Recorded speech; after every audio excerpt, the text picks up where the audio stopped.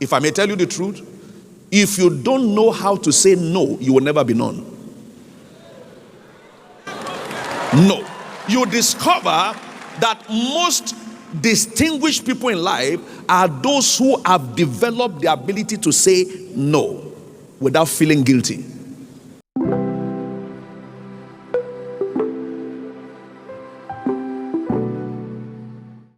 Now, one thing that most people lack in this world, especially youths, is the ability to say no.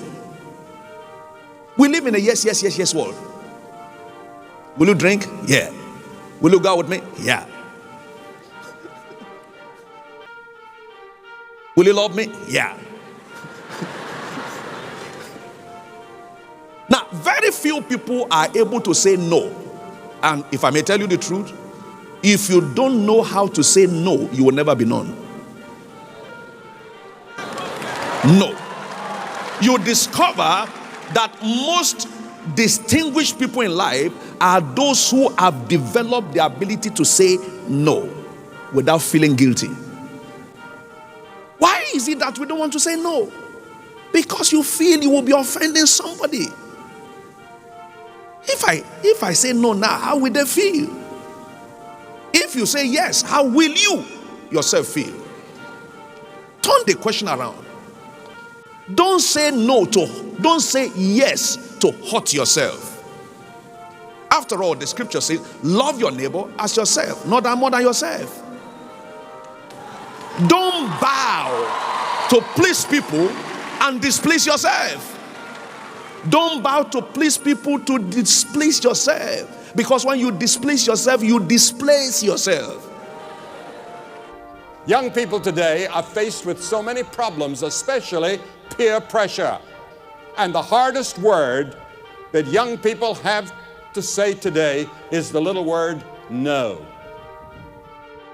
And the Genesis 39 tells us of the temptation of Joseph. And he said no, because Potiphar's wife was a beautiful woman and a sexy woman. And she came to him and she said, Joseph, come and lie with me. Go to bed with me. I've been wanting you ever since you've been here, and now all the men are gone. My husband's away. Come with me.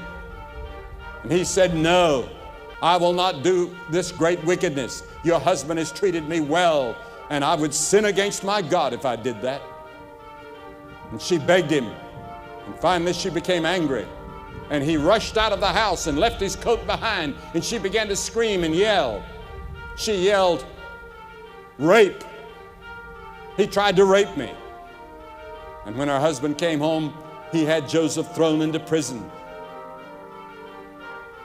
Joseph said no. But then God was with Joseph in the prison. And you all know the story of how God used Joseph and made him the prime minister of all of Egypt. But the marks of a Christian are self-control and self-discipline. What about you? Do you live a disciplined life? Do you live an organized life? Have you got your life organized and disciplined to the point that you can say no to those things that you know that are hurting your body? You see, the Bible teaches that your body is the temple of the Holy Spirit. God doesn't live in a church building. God lives in you. And a group of us called the church and assembly make up the church. And we use the building and its facilities to meet in. And so it's a sacred building. It's a holy building, as the temple was in Jesus' day, or the synagogues were considered. But the real temple of God is your body. And yet you harm your body by the way you treat it. Discipline. Don't forget, you need to develop the ability to say no without feeling guilty.